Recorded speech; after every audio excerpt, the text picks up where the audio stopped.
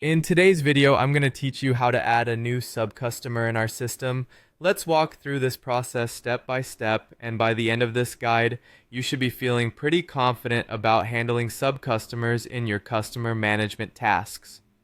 First, we want to head over to the customers list page. If you're not already familiar with how to get there, make sure to follow the prior steps we've discussed to navigate right to the customers page, which is where we're going to start our journey today.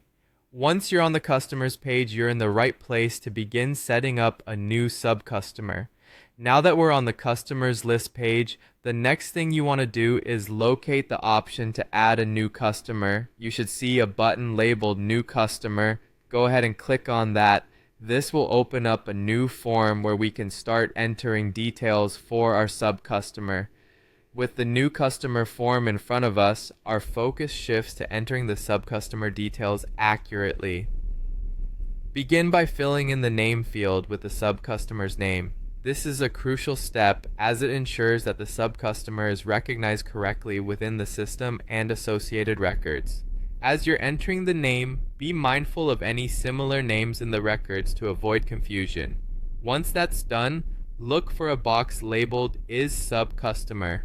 It's important to check this box. By checking it, you're specifying that this entry should be treated as a sub-customer, not a standalone customer in the system.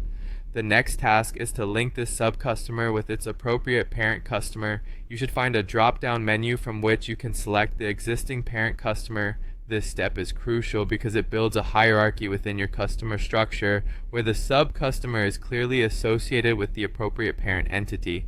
There is an optional decision point now. If you want the sub-customer's invoices to be combined with those of the parent customer, perhaps for streamlined billing purposes, you can check the box that says Bill with Parent. This can be particularly useful for companies handling multiple projects or divisions under a single billing umbrella. With everything filled out and finalized, the final step is to hit Save. By doing this, all of your entries will be recorded, and your system will now have the new sub-customer listed under its respective parent. It's a simple click, but it ensures that all your hard work capturing the correct information is stored safely in the system. There you have it. You've successfully added a new sub-customer. Remember, the clearer and more accurate the information you enter, the more smoothly your customer system will run. Thank you for learning with me today, and see you next time for more tips and tricks.